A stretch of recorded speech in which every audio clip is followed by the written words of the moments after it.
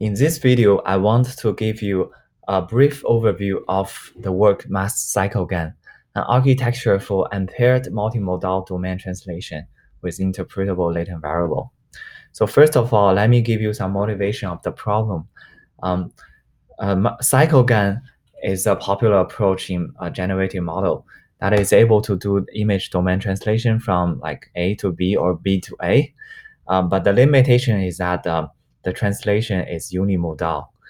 And there are other approaches in the literature try to address this problem by introducing latent variable, but um, they commonly model the latent variable as Gaussian distribution, which is lack of interpretability.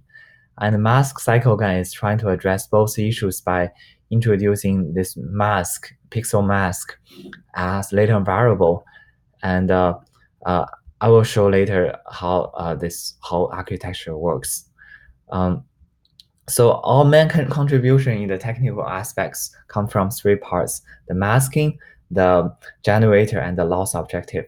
So first of all, I want to highlight that we intentionally use binary mask. So the reason is we wanted to prevent the generator from cheating by optimizing the objective only looking at dimensions from the original image, ignoring the dimensions coming from the mask.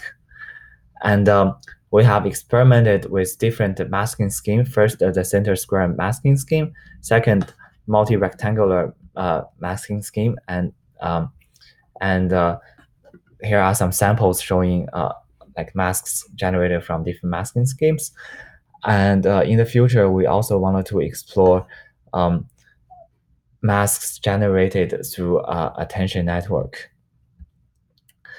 So for the generator design, in addition to the kind of the classic generator network, we added the encoder network, which is detailed in this B, where we ensure that the information of the image outside the mask region is completely removed before the image is passed to the generator.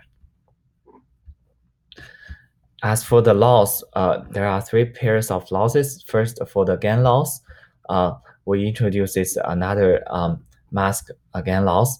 And for cycle loss, we split it into two parts, the mask region and the non-mask region. And for the identity loss, we keep it as is. And here's a detailed notation of the algorithm. For the experiment, we conduct both qualitative and quantitative experiments. For a qualitative experiment, we use FID score as our main metric, and you can see more details of this section, especially for this takeaway bullet point. For the qualitative metrics, we apply different masks on a variety of different tasks, and we show that the model is able to bring a lot of variations to the output, and the mask is behaving as what we expected. Last but not least, we show that the model is able to generalize to like round-shaped masks, as shown in this analysis. If you wanted to learn more about this project, please go to visit this GitHub link. Thanks for watching.